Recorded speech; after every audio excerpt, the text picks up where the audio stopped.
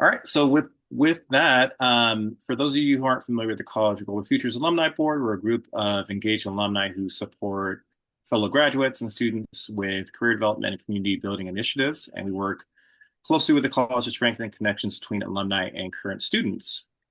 So we're super excited to have such an accomplished group of professionals here today to share about their experiences, insights, and advice to help you navigate your own career journey. Just a few quick housekeeping notes before we begin. We'll start off with kind of the panelist intros, panel discussion, and networking. And so for that, that'll be about 40 minutes, and then we'll have about 15 minutes or so for Q&A. And if you have any questions at any point during the panel discussion, feel free to post them in the chat, and we'll be monitoring that and saving them for the Q&A portion of the event. Okay, with that, it's my pleasure to introduce our moderator for today, Colin Tetreault. He will be guiding the conversation and leading our panelists through today's discussion. Colin, I'll go ahead and turn it over to you. Jeffrey, thank you very much. Let's just clear the air, folks, joining here. I am not a medical professional, although, yes, this is a real item. This is the Sun Devil Fanbulance, and we're going to tie this back into something germane through our panel discussion here today. We have some ASU tidbits for all of our illustrious and incredible guest speakers that we're going to be weaving in. And let's see if you can discern fact from fiction. This is not fiction. This is at every ASU home tailgate, and you are all now officially invited in order to join the perks of being an alumnus from the College of Global Futures. Well, thank you, Jeffrey. I appreciate that. I am Colin Tatro. A pleasure of being your moderator here today. Really, my role is very simple. We're going to be passing the ball back and forth between our spectacular panel. What we want to achieve at the end of today is insight, understanding, really some pro tips so that you, as alumni, individuals who are change agents out in the community, can leverage in order to create better and more impact more consistently. And I think you're going to love the folks that we're going to be speaking about from a job, a career, and a development perspective. And this is one of the things. Thank you to Jeffrey and the entire alumni board for helping to host this, and a hat tip to the entire CGF staff and team for supporting this as well. I know I'm excited. I think you're excited. Let's see some emotions here on the screen. Feel free to put those in if the team has empowered that. That's right. Thumbs up, lots of hearts.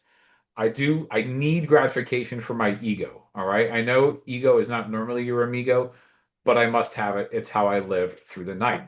Let's get started here. And I'd like to move to the next slide to talk about our wonderful panelists. And they are going to introduce themselves in turn when I call on them. We are joined by Brandon, Jack, and Jill. You're going to see here in a moment with their tight bios and backgrounds. Wow, you're going to be in for a treat, not just in terms of what they accomplished, but what they intend to do moving forward. I'm going to move first to Brandon. The ball is yours for a bit of an introduction, please. Hey everybody, super glad to be here. My name is Brandon Sutchin. I am the manager of sustainability data and reporting at BDO USA. We are a US-based accounting, taxation, auditing firm with over, I would say, 80 offices, over 1,000 employees across the US and in India. And my main focus are pretty much two projects: our annual greenhouse gas inventory, which I collect the data for, and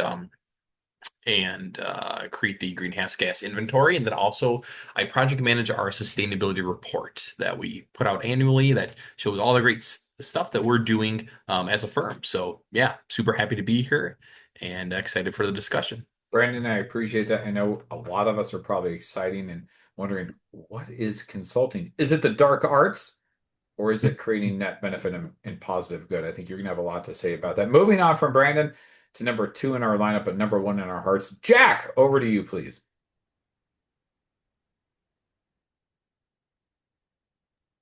Jack, I believe we practiced it. Yes, the mute button works now. Look at that, ladies and gentlemen.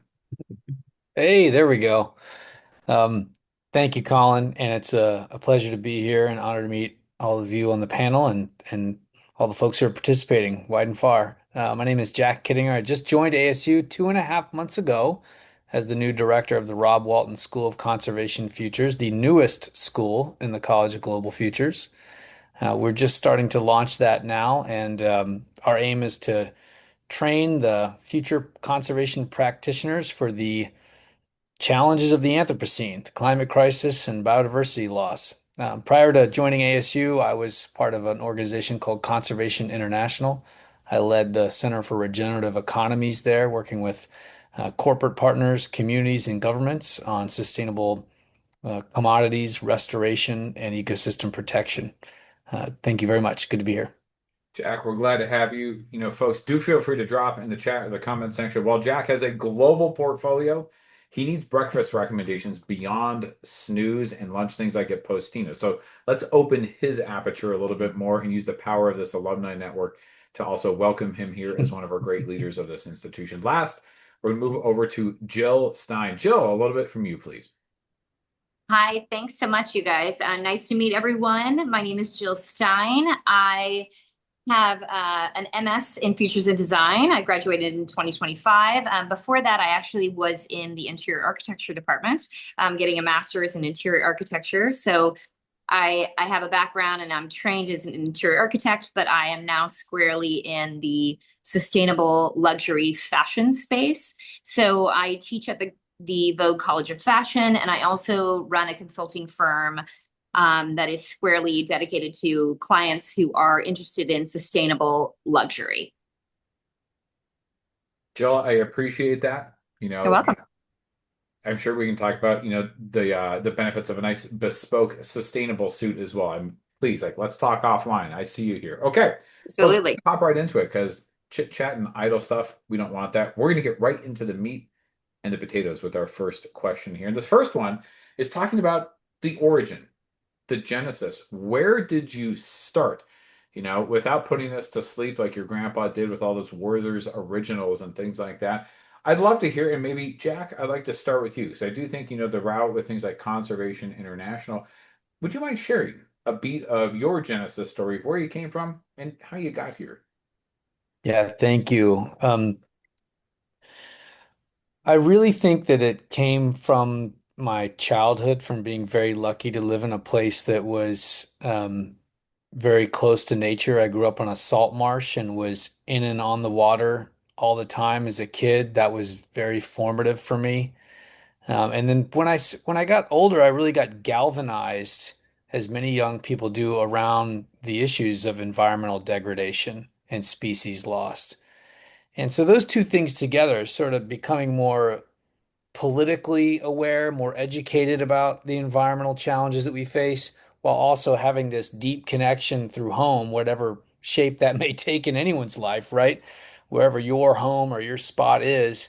Um, that's what got me into conservation as a field. And I will just say that, when I was, especially as a young person, I didn't really know how to enter the field of conservation at that time. It was a very, um, it wasn't a clear laid out path. There certainly was not a school for conservation where I did my undergrad or even in grad school. Most of us ended up in programs like geography where we could do conservation related work because there weren't a lot of interdisciplinary programs there. So, but it was that passion and that early exposure to a special place that really got me on track. And I think about that a lot now because where I grew up is the Outer Banks of North Carolina. I don't know how many people even know where that is on the Eastern Seaboard, but that place, I'm back there every July spending time with my family who still live there. And it is one of the places that will go first due to climate change. The max elevation on most of these islands is just a couple meters. We're talking 5, 6, 7, 8 feet. They get overwashed by hurricanes. They regularly get carved up by storms. They've always been like that. But now with sea level rise, I truly will not be able to go home at some point. It just won't be there. And that really hits me. That's a big part of why I do what I do. And everywhere you go in conservation, you meet people like that are just completely focused on keeping things from disappearing. Well, Jack, that's personally touching. It also tracks with your middle name being Aldo Leopold in salt marshes as well. So I think we've all kind of figured out that genesis. Maybe Brandon, Jill, I'll toss it to you. I'm curious, and I'm going to bet that you will all share some of the same things. So your genesis story probably had some degree of either personal agency, exposure, or experience. Jill, can we go to you, please? Sure. Definitely personal agency for sure. But I would say, my path to the climate field really came through minimalism. It came through me at an early age understanding what a capsule collection was within the fashion industry, and really, and then that led me to archival pieces, which inherently within luxury, within fashion, leads you to sustainability and understanding what that means. And then that leads you to a path of slow fashion, and then, there were offshoots at that point, right? So when you're talking about industry research and policy, for me, in my field as a consultant, honestly, Colin, I work on all of those things. I'm heavily embedded within industry. I'm doing a PhD at Parsons, so I'm actively researching, doing primary research at this point. But the policy bit, as a consultant, I'm also really tasked with advising my clients around some pretty stringent federal, state, and local, but mostly federal at this point, and then international laws around sustainability. So I can talk more about that. I don't want to get too deep into that for those of you that are not interested in fashion, but that I will just suffice it to say this: the laws that we're seeing in the EU related to climate change, but also specifically within fashion,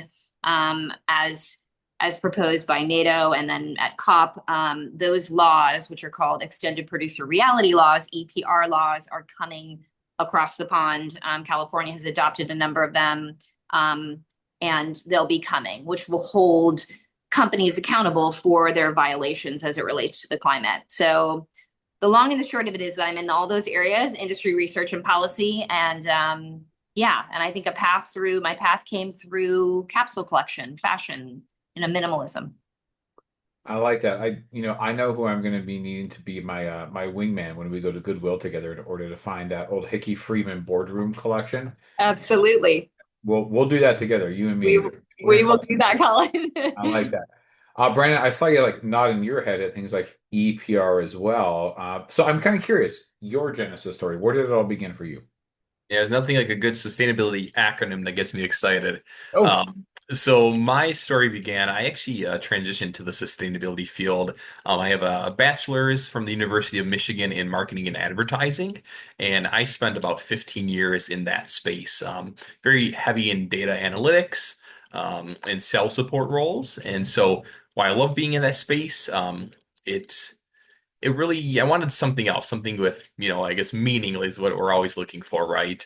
And personally, I had been, practicing sustainable, you know, um, just things at home in terms of gardening and reducing food waste. And so that had always been top of mind. But at that point, I had no idea how I could make a career out of sustainability. The only thing up to that point I knew was join Greenpeace, but I wasn't going to do that. And so I had been a hobbyist. Had attended a sustainable brands conference back in 2018. And ASU actually had a booth there, and that's where I learned about the School of Sustainability, and more specifically, the Masters of Sustainability Leadership program, which I attended. And so, after I spoke to more people than I can count on LinkedIn, and just reached out to, learn about different career paths, and just kind of made me know that that was the next step I wanted to take, is to attend ASU, get my master's in sustainability. And so after graduating from ASU in 2021, I began my career at two sustainable consultancies, some smaller boutique consultancies, and that really gave me that, working real world knowledge of, what this work is, what clients are looking for, what the value is, and like Jill mentioned, keeping up on all the differing regulations across the pond, but also in the States is definitely one huge thing that I was, in charge of doing. And now here at BDO, I work on our internal sustainability program using a lot of the same skills that I did in advertising in terms of data collection, data analysis, storytelling. So I was one of those, mid-career jumpers, but it was the best decision I'd ever made attending ASU, and I'm just extremely happy how it all turned out. well, Brandon, I love that background as well. I think it's a testament to the power of sustainability and being an optimist. And maybe quoting Gretzky here, where's the puck headed? So understanding that while you may have been in a field in a background, no matter where you are in your professional journey, in your pathway, that you can alter it, you can change it, and you can do what you want in this. And I think that's kind of an interesting transition, team, to our next question. And I want to talk a little bit about kind of the framing and the landscape of this. So either for individuals who are, and I think there's kind of two pieces here because we need to be smart about our language, maybe very young. So honestly, even 16 to 18, folks contemplating thinking about sustainability, or I think individuals who are growing and emerging professionals, often are juniors and seniors in college, but even I think Brandon, a testament to the work, how you wanted to continue to upskill yourself and give you that future lens and future proof. Folks who might be, perhaps in market and working right now, let's call them working for an accounting firm. All right, that's a joke for all of you who know where I work under a separate cover. And they're like, gosh, I don't want to do just accounting, with all love to my friends who are accountants. What could be the job market and ecosystem out there? Jill, I want to kind of go to you here first. And I'm going to challenge all of us to not necessarily uniquely and narrowly think about our own professional line of work, but when you're perhaps framing this to folks that you might sit next to on the plane, or maybe you meet the friend of a buddy that lived next door, excuse me, the child of a friend that lives next door, and you want to share, what does sustainability look like from a career ecosystem base? What are you talking to and sharing is the opportunities out in the market for people? Jill, do you have a thought on that? I do. I have lots of thoughts, actually. Now I hate to buck what you said, but I have this fashion lens. So I do tend to look at it through a fashion lens, but if I wanted to open, No, kind not of again. Good Lord. Oh, no, it's okay. Go ahead.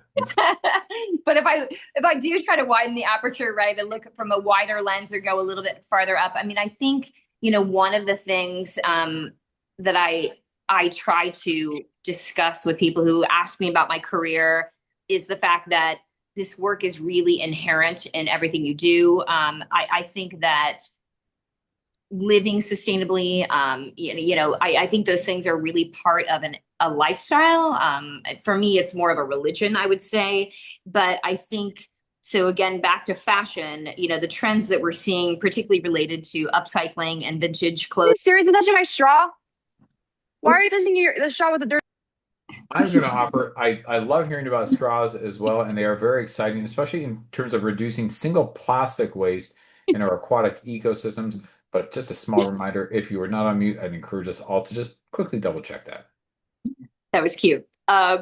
So anyway, I think through that lens, I definitely look at it, and I think that there are these sort of segments, these verticals within sustainable fashion that are super exciting. So I think, following where things are going, again, the Gretzky thing, where is the puck going? Within sustainable fashion, it's pretty obvious. And it's also tied to AI. I mean, I think that's in a whole other kind of element, which is understanding that the AI train has left the station, and figuring out how do you plug in. So it's exciting to think about. We all are a little bit terrified about AI. Legitimately, I can tell a story about the fact that I think the single reason I switched from architecture to fashion was because of AI, and my concerns about the industry within architecture. But I would say that there's such opportunity to harness the good with artificial intelligence at this point around supply chains and around optimization. So yeah, I mean, those are some of my thoughts, but feel free to probe a little more if you want. No, I like this, Joe, and I think I'm gonna bounce the ball over to Brandon here. So Brandon, some of the things that I heard from Jill are that this is anticipatory. There's growth verticals. Technology is something that can be leveraged, right? Not necessarily feared. We need to understand it, but we need to leverage it in order to maybe scale good. And as a consultant, you're in the business of professional services, is what is known from an industry classification, in providing advice and direction to organizations and governments. I'm kind of curious, when you start to think about these career opportunities, how are you phrasing this to people? They know you're a consultant, you must do stuff. How are you phrasing the market and the ecosystem? Yeah, that's a great question. I think what I'm really seeing is, especially just throughout organizations that I've worked with in the past, or even here at BDO, is that there's less, I would say, strictly sustainability professionals, where now the expectations are that, to have a strong business, background is also important because for so long, at least in my part of the sustainability field, I feel like we expected others like CFOs or CEOs that kind of meet us where we're at, like learn our acronyms, learn our language, learn things about greenhouse gas inventories and sustainability reports.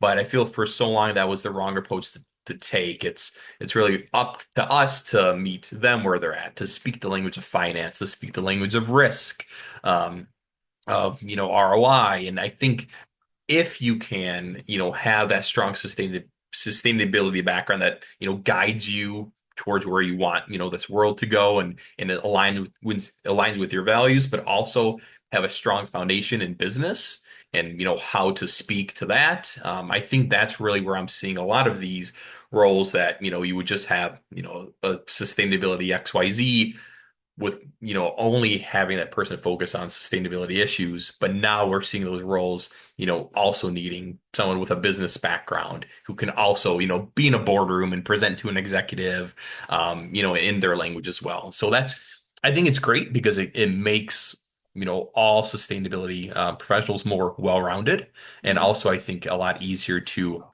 get buy-in for some of the initiatives that we're trying to push in terms of emission reduction or renewable energy. And so that's really where I'm seeing the kind of the evolution of people in our space. I like that. Jack, I'm going to come to you here next. I do think it's curious, this maybe multilingual, lingua franca, maybe this ability to translate things. I'm kind of curious yourself. You've been in a global nonprofit that has relevancy not just from a science basis, but from a business relationship as well. You've now moved into academia on a full-time perspective. So when you start to think about the discussion of careers, and certainly I can imagine as the director of a school, something that is on your mind as we start to contemplate not just CGF, but the school's work in terms of creating opportunity for people. How are you thinking about this ecosystem of careers? Yeah, thanks, Colin. I mean, oddly enough, I've worked more out of the U.S. than in the U.S. So when I think about the job market, I think about the global job market, not necessarily the job market in Arizona or the domestic U.S. And unfortunately, the prognosis currently in the U.S. for climate-related jobs has not been great over the last, year plus for reasons that we're all aware. But and that has to do with, Doge clipping about 20,000 jobs that are related to natural resource management and the environment, and then USAID, which was the single biggest funder of conservation on planet Earth, being eliminated. So those are big impacts that are felt in the US, but also rippling throughout the world economy. So if you want to know sort of where the market is going, you have to track some of the global kind of funding dynamics of that, right? The European countries are still as committed as ever to the climate agenda, and those dollars are still flowing, and you're still having great job creation in the private sector. Jill, you and Brandon were talking about this as well. So I'll give you an example of how that's changing. So last summer, I went up to Minneapolis and visited Target, right? If you live in the US, you know Target. It's a $100 billion company. If you go into Target, what do you see in Target? You walk right in the door, you see apparel, right? You see lots of it. Target had at that time a 5-person team forecasting cotton futures under climate change. Think about that. In their sustainability team, which had about, I want to say about 100 people in it, they had 5 people who are climate modelers and agronomists looking at where cotton will be growing in the future, because out of all the apparel, out of the business of Target, apparel is such a huge business within Target. About 60% of their business is apparel, and about 23 of the brands they sell are Target's own brands. So it's in their interest to understand how their supply chain is going to be impacted by climate. You would not have seen that 5 years ago. I know that for a fact. Not, at least not at that scale of investment. I think that's going to continue. And I think the private sector is going to continue to march down that path. There will be fits and starts. There will be disruptions in progress. Some companies will adopt these issues more quickly than others. but building in climate and conservation in sustainability into the business model is both good business, and it's also smart for these businesses to position themselves so that folks like my kids will actually go to those businesses because they're looking at the changing consumer dynamic, right? Are people going to shop at Target? 16-year-old kids, are they going to be the customers of the future or not? So there's a lot of factors that are going to, I think, fuel the growth. And I think Brandon made a really good point about how what we traditionally think of as sustainability jobs or conservation jobs or climate jobs, they're going to be continually infused into existing job categories, right? In completely new and innovative and novel ways. I mean, if you want to get a job right now in climate, um, one of the best and high paying parts of the climate universe that is growing is in finance. So if you're a finance person and you're interested in climate change and you actually know how to finance and structure carbon deals, well, you can get hired tomorrow doing that because there's not enough people that know how to do that. And there's a huge pipeline of people trying to, offset their carbon footprints, et cetera. So there's going to be all sorts of jobs that don't even exist yet in 5 years' time that'll be whole new categories that, to your point about skating to where the puck is going to be, is right where ASU needs to be. I like that. We're going to move on, and I think this is going to provide some fertile discussion, and we're going to encourage all of the panelists to kind of ping pong this around. And my double request is I actually encourage maybe a little bit of, if you're willing for it, disagreement, respectfully. If you think I know, right? We can have civil discourse. Jack, it is shocking, but I believe all of us here have the acumen and perspicacity to do such. I certainly know with the panel and all these folks here, we can have an evolved discussion. So on that, I want to talk first about these industry pathways. So industry, commercial, private sector, business, all these different areas out there.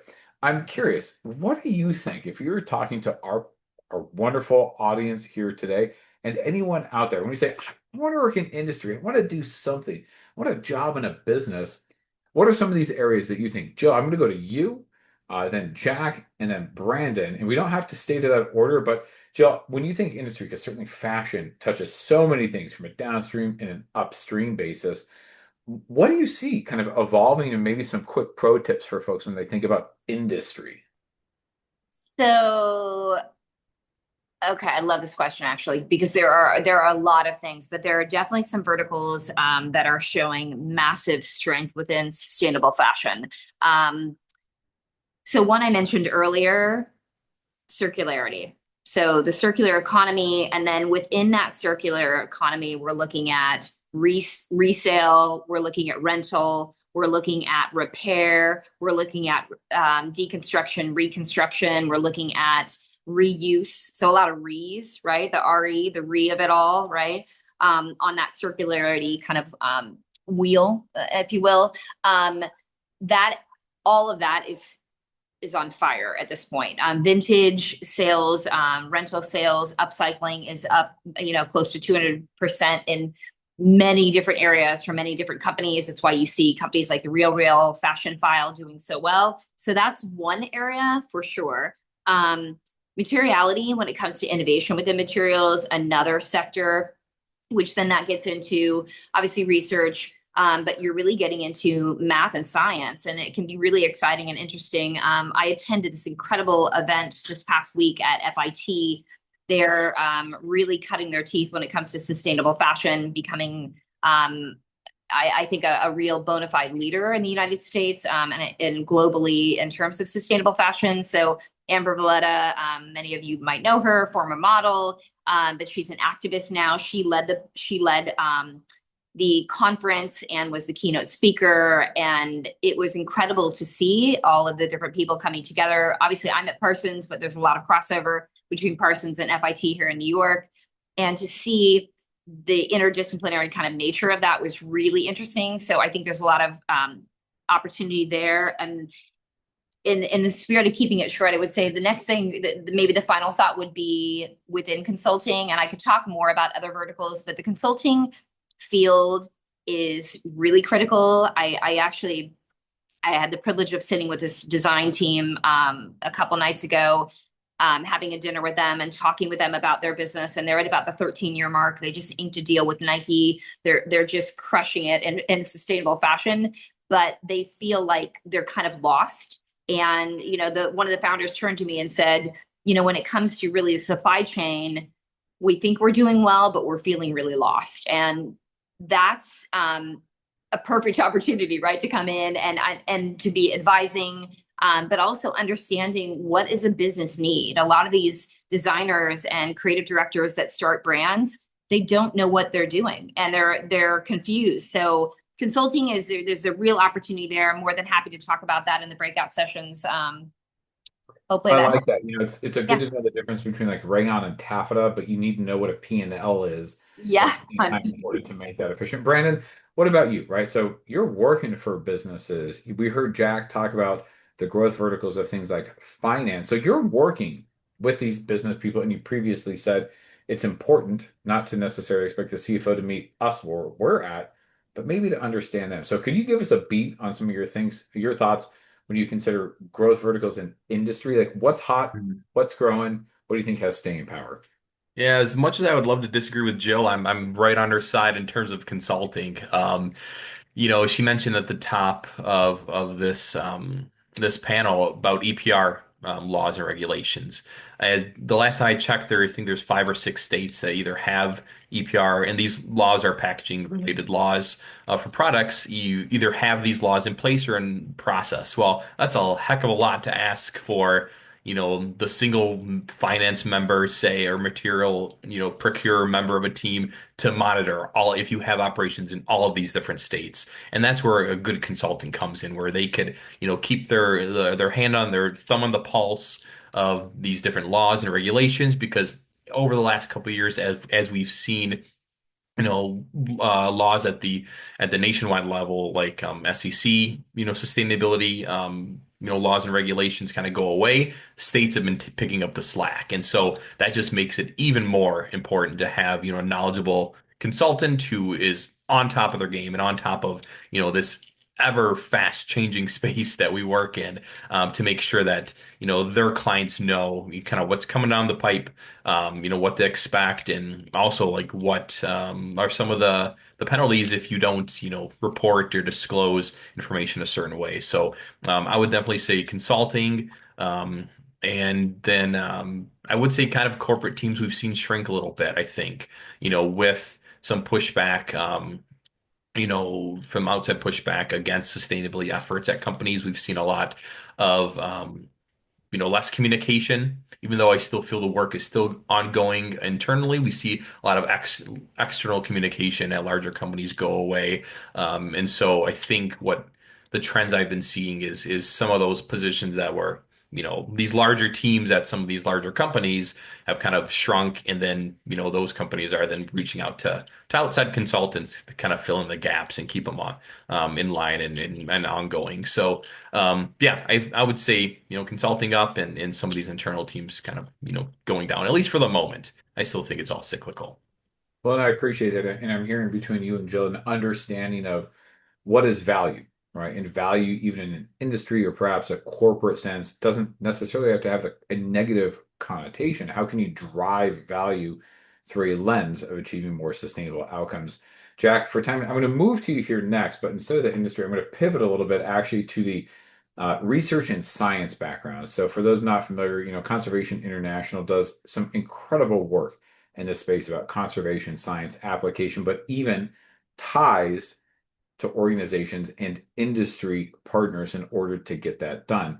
Now, before I do that, because Jack is spectacularly interdisciplinary, he came just from this, because we're going to add a little levity to this. You will not believe the thesis defense. So going from Conservation International to leading a school, and the joy that he gets to think from a thesis defense, and how awesome, right? As alumni, your school continues to be. Here's the title of the thesis defense, and I need to read this one. Sun Salutations for the Sonoran Biome. Javelina-based yoga is a living laboratory for sustainability transitions and transdisciplinary research outcomes. I mean, Jack, that's incredible, right? So, like, when we think about application of research and science, maybe to industry, maybe to policy, what are your thoughts here, right? It's not just the sleepy thing where you've got to sit at a university and be a professor all day. You can do that, but we can also apply this. Like, what are your thoughts about this cross-pollination? Where is research and science really going from a job basis? You haven't seen anything until you see a javelina do a sun salutation in the Sonoran Desert. I agree. It's just a fact. And being new to the desert, that was tremendous for me. But all kidding aside, and I really did try to find something that I disagreed with Jill and Brandon. I totally agreed with their points. Great, I'll do work it. on that, Colin, I appreciate it. I'm working on my disagreeability, right? Because, um, but you know, you sort of asked two dimensions of that here, and the first is where, basically how I read this is how do you do R&D, research and development, to move immediately to application? So if you work in like in health, like the rest, my whole family works in health. I'm the only, weird person who went off and did environmental stuff, right? You work in health research. The point of most research in health is to produce better health outcomes, right? It is not academic at all. There is hard, rigorous academic inquiry associated with it, but the point is to produce some outcome that is better for health, whether you're doing drug discovery for a new pharmaceutical intervention or whatever it may be, right? That's the way we need to be thinking about R&D in conservation, environment, and sustainability. We are doing R&D to produce a better outcome, and it needs to be immediately translational from, whatever we're doing on the scientific bench in whatever form it may be, from social science to lab science to indigenous science, right to the solution space where it can be trialed and implemented. And then the other thing you asked about is like, how are you combining disciplinary knowledge systems in order to arrive at novel kind of insights or solutions? And fortunately, I think with ASU, that's sort of baked into the entirety of the business model that Michael Crow and the leadership of ASU, started more than 2 decades ago. I went to my first meeting I ever went to at ASU was in 2006 as a grad student. That's dating me a bit. But the big struggle then was how do you actually do interdisciplinarity? Right? You fast forward 20 years, it's not even a question. It's not even a question if interdisciplinary training is necessary or more desirable in the marketplace. That's all been proven. That doesn't mean it's easy for anyone to get a job, but it's certainly much easier than it was 20 years ago. I can tell you that with great degree of confidence. So, um, as far as where these jobs are going, I mean, Jeffrey put a good point in the chat here. You do have a tremendous amount of job creation associated with the startups and the entrepreneurial field of technology and other things. I think that's proliferating. Like all startup fields, there's a range of different innovative business models that people are trialing. I think, unfortunately, we're not seeing much job growth and probably won't for a while in the nonprofit sector. Um, we have some, and it's mostly due to the philanthropic system being as robust as it's been in at least a generation. Um, we're at an all-time high of philanthropy, right? And there's good and bad things associated with that. But when you evaporate the budget that USAID had, there is no way that private philanthropy will ever fill even, a 20th of that, right? We're talking billions of dollars every year that was mobilized for climate conservation. So philanthropy is actually stressed right now. And a lot of the nonprofit sector that was relying on public funding, right, from the US and others, are now having to cast around to find other things. So most of the job growth is going to be in the private sector. It's going to be what Brandon and Jill are talking about, companies and consultancies and startups. That's where lots of things happen. They happen quickly. They move at the speed of business, which is exciting. We might see some public sector jobs continue. Um, Probably more in local and state government than in at least the federal government in this country, in the US, that is. Um, but yeah, and I think you got to also just keep in mind, Jill said this earlier about the big AI monster, right? Keep in mind that we didn't really have a whole job sector associated with carbon and climate markets even 10 or 15 years ago. Now that is a huge field, right? It's a major field. It's getting billions of dollars is flowing into that field. I expect more of that to happen. What exactly? I can't say. I mean, I there are some things that may work out in that field, right? But there will be some whole sectors that are get created, all because of these folks that are doing these transdisciplinary research R&D to solution spaces that end up, 5, 10 years from now being giant job creators. I'm convinced of that. Well, it's certainly things we need to keep our eyes on here, or our javelina eyes. I don't know, keep our hairs up on our back. That was a tough bridge. Maybe I forced that one too much. That one's on me. Let's move next, maybe to the policy aspect. So you mentioned, I've heard a few things, maybe domestically here in the U.S. Indeed, some of the federal policy perspectives, maybe federal-based jobs, might be in a bit of a pickle associated with this domain. But maybe I'm going to challenge you on a few things. When we think about policy, government, regulatory, legislative. Let's invoke Gretzky. Where is it headed?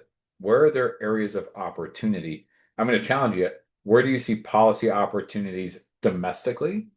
And then where do you see this government NGO policy opportunity internationally? Because if I think one thing that I really love about the College of Global Futures is really the diverse body of our students and alumni that really come around from the globe, especially with the onset of some of our wonderful ASU online offerings as well.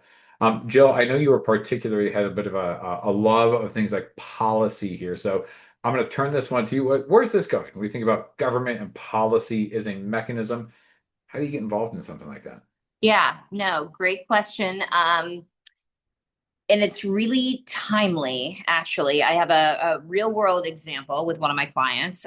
We just decided with a sustainable luxury handbag company that is probably my biggest client currently. We decided to move production from New Jersey to Italy. So this decision was made, lots of months thinking about this and kind of slow walking my client to the point where my client would say, let's do it, right? Let's go for it. We get there. This decision was made in the last couple of weeks. Within, I would say, the last 72 hours, I do a lot of meetings and a lot of networking and a lot of just keeping my finger on the pulse of what creatives, creative directors, founders, CEOs are doing, right? Within fashion here in New York. Little bit in Paris and LA, Miami, but right now I'm kind of like heavily into the New York scene. And all I'm hearing in the last 72 hours, I don't know why, and it's not just the last 72 hours, but people asking me what my opinion is about moving from Italy to China. What is happening in China? What's going on? The Italians are going to China. The Chinese are getting it right. And I've been kind of onto this for a while, but I will tell you the stigma around production in China, and we could, I know it's a sensitive topic, but we could unpack that in different ways. But those things are going away. It is very interesting to see these companies and moving faster than I thought. And so the punchline of this story is that my client, this sustainable luxury handbag company CEO, says to me at 2:00 in the morning, she calls me as a CEO does. My phone rings, I pick it up. She said, I think we need to be thinking about China. And so now we are in talks with, instead of doing the Italy move, doing the China move. It is very important to be nimble, to have your finger on the pulse. I am obsessively watching geopolitics, any geopolitical, economic, kind of forecasting. I've always kind of been that way, but it's a big part of my day. It's a big part of my week. And it really is hour by hour, as we all know kind of now. So I think, in terms of policy and understanding climate change, really knowing and getting a sense. And it's some of it too, honestly, Colin, is like an intuition as well. It's not so much about, I've heard people talking about one of the best ways right now to know what's going on with the Iran war is to not listen to what anyone is saying, but to watch where all of the tanks are going, where is the movement going. And so you've got to have that same kind of an idea and that kind of a intuition and knowledge about watching where people are moving. And the people right now that I'm seeing in fashion with very large brands, startup brands, medium-sized brands that are doing big deals with Nike, they're moving to China. And it's a really interesting, we can unpack that in the breakout session, but you know, paying attention and kind of keeping your finger on the pulse, I think. I like that, Jack. I'm going to come to you on a policy question here for timing, because certainly when I think about maybe advocacy or education in this space that might inform decision making, some of the NGO space has a wonderful track record over time of educating and empowering, I think, decision makers in this. But Joel, I'll take a beat here. I agree. I certainly think that some of the current global policies and job opportunities are profound. I have under my day job, I have a very large industrial manufacturing client that actually makes very significant engines and power generation sets on a global basis. These individuals do a lot of offshore manufacturing in India, as an example, and they are, due to things like the European Carbon Border Adjustment Mechanism, known as CBAM for short, that is a policy that has been passed in the EU. They are considering repatriation of very significant manufacturing assets to an EU base. And that has a profound impact on things like human rights, due diligence, unanticipated consequences of potential job opportunities in the global south as well. So many implications that a quote simple policy that's at its end really a tax policy can have in terms of people, lives, and the environment. Jack, I'd like to move to you. Maybe I'm asking you to put a bit of your history of Conservation International on here and to think about analysis, recommendations of policy. So when we think about this, it's not just being a regulator. You could create policies or think tank opportunities of recommending this, right? You could lobby. That's a fun word that we haven't talked about. It's often connotated to be negative. You might lobby for climate policies. I'm curious your reflection when we think about policy work from a sustainability growth area. Yeah, it's an area that I think we'll see continued growth in for reasons that you just stated, Colin and Jill, too. It's tempting to think of policy work as I'm going to work directly for a regulator, federal, state, local, tribal, whatever it may be, and write rules, review rules. There are lots of jobs in that space. There are even more jobs for folks who are consulting in that space and folks who work on corporate policy. Because let's remember that, when rules are set by regulatory bodies, all these actors, mostly businesses, have to comply with that. And I'm sure you know more about that than I do, Colin, but there are lots of roles associated with that. I'll give you an example just because it's sort of out there on the third ring of Saturn, probably is the way this sounds to some people. But like at CI, we did a lot of work with corporate partners, advising them on their nature commitments. Now, part of the corporate's commitment was to do with regulatory policy and not just US policy. If you're a big international conglomerate, you have to comply with policy arenas all over the place. Where is your production? Like Jill's talking about, your production might be in Latin America, it might be in Southeast Asia. Where's your processing or manufacturing? These are complicated supply chains, whether it's fashion or food or materials that companies have to deal with. So they have to deal with the policy environment in lots of different geographies if they aren't just a domestically based, producer with a domestic based market, right? But we'll work with Walmart, for example, to help them map the supply chains for their commodities and determine their reliance on nature. They then updated their nature commitment in part to comply with EU standards, but also to comply with the voluntary policies that were emerging. Things like science-based targets for nature or the Task Force on Nature-Related Disclosures, TNFD or SBTN. If you work in this space, you know these frameworks, and those are voluntary. I mean, Jack, keep going. they're becoming, in some cases, there's parts of that are being pulled into the regulatory architecture, particularly in the EU, which is usually the most stringent, kind of policy market. But those create jobs for people, that work on the corporate compliance or the actual setting of corporate policy and the nexus between that. And then yet there's a whole other set of jobs where people are negotiating policy.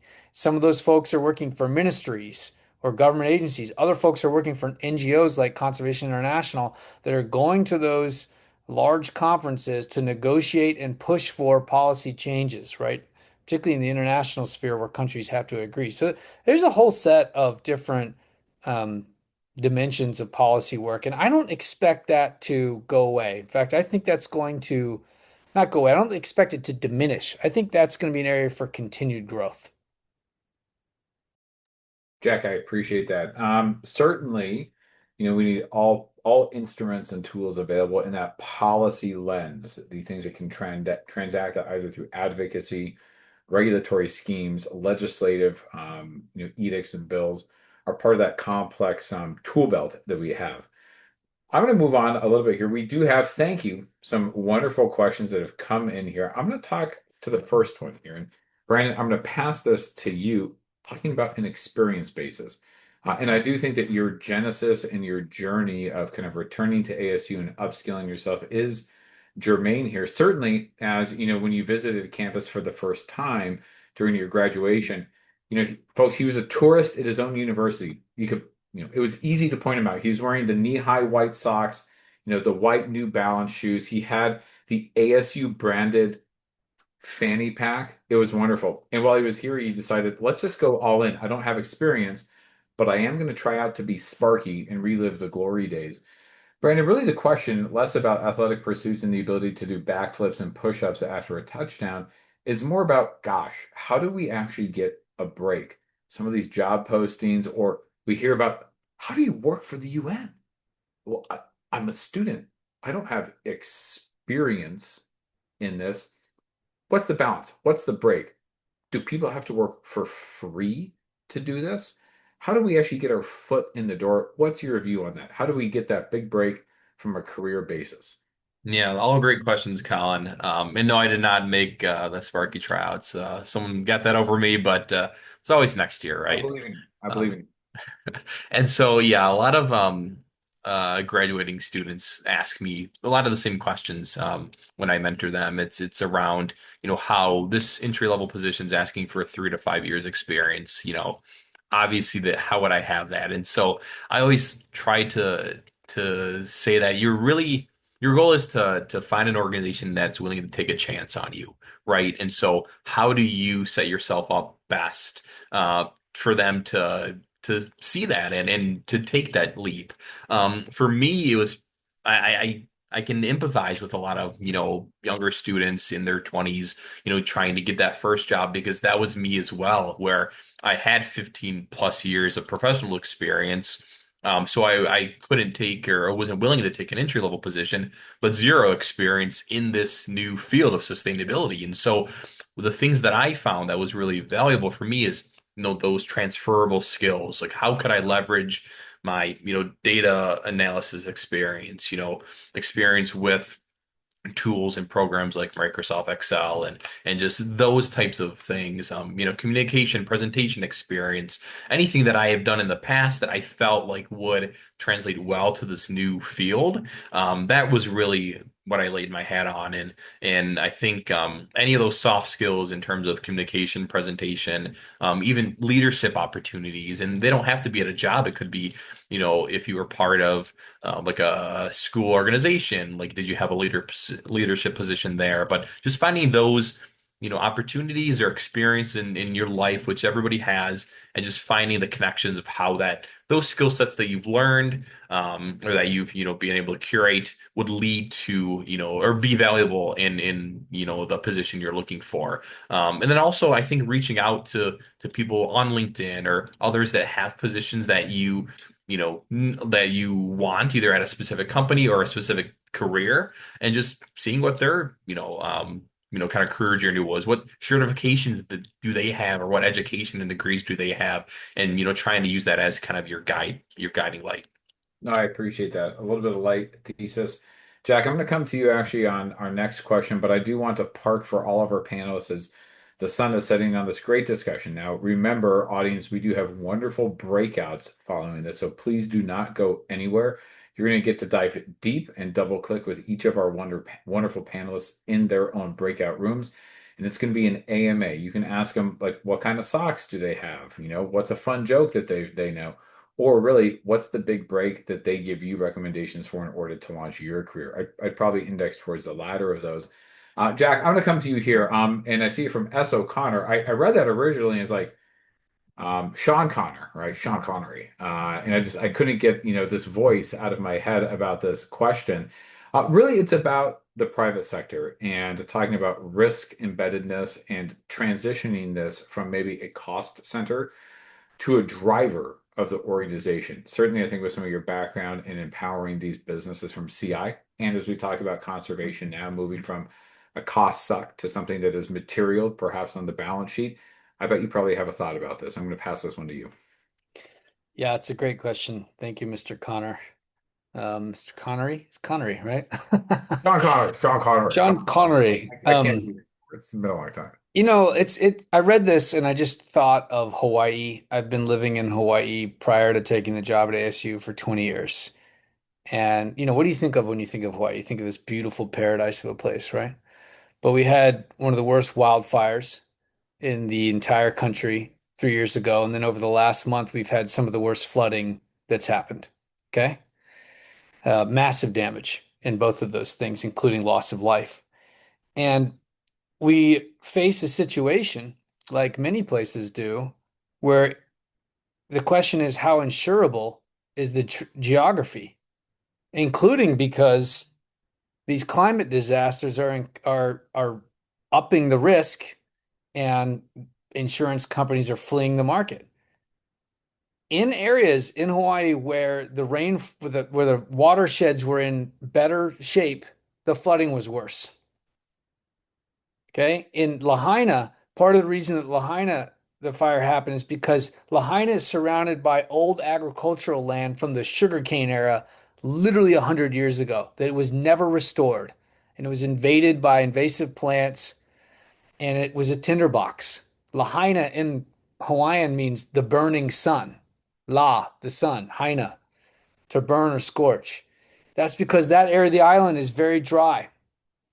And that's a climate-driven disaster that's happened. So when we think about things like taking care of the environment and taking care of ecosystems and restoring land, those are strategies to reduce our risk.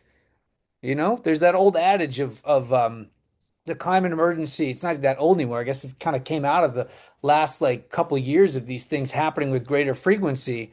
The climate crisis looks like an increasing set of disasters that get closer and closer to you until you're holding the phone, filming it, right? Well, I wasn't in Maui when that fire hit, but I knew people that were holding the phone and filming it, right? So these things aren't things that are nice to have, that are sort of important maybe for someone somewhere. We have to restore nature because if we do not, we will not, we'll be subject to more and more of these perturbations, these huge things. So the risk thing that was asked is right on. Our risk and our vulnerability are going up exponentially. The question is only one thing, and it's whether or not we're going to match that risk and that vulnerability with uh, a, a commensurate effort to reduce it by restoring nature, by changing the way businesses operate, by improving the policy environment, all those things we've been talking about on this panel. That's the way I see it. That's what resiliency is going to need because we're going to keep getting these shocks. Are we ready? Is the question we have to ask ourselves. Jack, I appreciate that. This certainly harkens to things like what is material? And this is even a conversation that under much future cover, we can talk about financial versus maybe sustainability-based materiality and how with those two things, perhaps a while ago, were chasms apart. Folks are starting to recognize that those Venn diagrams are closing and overlapping more and more significantly. We're going to move, folks, to our lightning panel question. And I'm gonna maybe amend this just a little bit. So I'm actually going to give you a moment in order to think about it as I wax poetic about Jill's accomplishments as a hiker here. What are the things that you would recommend to our audience to keep doing and accelerate, and something that maybe they should downplay or stop when they start thinking about growth, development, and career opportunities? So what should we skate towards? What should maybe we pump the brakes on a little bit from a best practice? But as they think about that, I do want to share that, in addition to being a high performance fashion consultant, Jill has actually also scaled 15 of the Colorado 14ers, all while wearing Jimmy Choo and Ferragamo shoes. You really think about it, it's incredible, but really they look wonderful and they have incredible traction on the scree field, ladies and gentlemen. So I'm going to give her the last word here. Brandon, I want to move to you. What's something that we really need to have folks maybe continue to do? What's something maybe we should give a second thought about is career ambitions. Yeah, keep networking. I think events like these are great. This is such truly an inclusive space, an inclusive field. Like Colin, you mentioned at the top of this, with people from all over, all different walks of life and experiences, and that's really the only way that we will, as a species, solve this massive problem, probably the largest problem we've ever experienced as a species. And so, yeah, keep networking, keep finding your people. They're out there, and yeah, we have to do all this together. All hands on Brandon, I deck. appreciate that. Let me move you to Jack. What do we need to keep doing? What do we need to knock off? Keep learning, keep investing in growth, whatever shape that takes for you as an individual. Um, don't worry too much about the current political situation. The pendulum will swing back, as Ruth Bader Ginsburg is fond of being quoted, and things will improve. The notorious RBG. Leave it to you, Jack. I like it. Jill, let me give you the last moment here about where do we head? What do we mitigate? So to me, the big winners, whether it's an individual winner or a personal winner or a business economy winner, are the people that use the human hands, use their hands, keep humanity involved in whatever you are doing. This is going to save us. These are the winners who will stay tethered to humanity. So however you can do it in business, in your real life, IRL, things to stay away from. I think just the fear. I think that we're kind of, we're living under this right now, a cloud of fear related to global economics, related to the war that we're currently in, and climate change is wrapped up in all of that. So I think just trying to not be bogged down by that fear and to really try to figure out ways that there are opportunities and ways to navigate that. Jill, I appreciate that. Well, for three wonderful real life humans, Brandon, Jack, and Jill, I want to say thank you on behalf of the entire audience here. Students and members, you do have the ability, and we encourage you to zealously communicate and connect with each of these wonderful professionals. I know that they are all each deeply invested in your long-term success, as you've heard as well. Now, some quick housekeeping here before we sign off and I pass it back to Jeffrey. We'll be moving into our wonderful breakout rooms here for about the next 30 minutes, discussing things like climate and tech policy and academic pathways, and also government and advocacy work here as well. So, Jeffrey, before I pass it back to you, thank you, ladies and gentlemen, for letting us spend the time with you here today in a group setting. I'm Colin Tatro, and I work for EY, and I'm a proud Sun Devil and graduate of the College of Global Futures. Jeffrey, over to you. All right. Thank you so much, Colin. Yeah, thank you to you and all the panelists for your great insights and times today, and thank the audience for their engagement. So as Colin mentioned, we're going to go ahead and transition to actually a 20-minute networking breakout sessions, which will be hosted by each of the panelists. And so this is a great opportunity to ask any follow-up questions, connect more personally, and dive into this specific topics of interest. And so how that work, each kind of, as I mentioned, each panelist will host their own breakout. You can choose which room you're interested in, and then you feel free to hop between rooms as well if you want to connect with multiple panels as well. So we'll be sharing the link or info, I think, in the chat for folks to connect to jump into those breakout sessions. And after those are over, we'll come back and we'll say closing remarks and call the event over. Jeffrey, thanks very much. Everyone, enjoy your evening. Be well.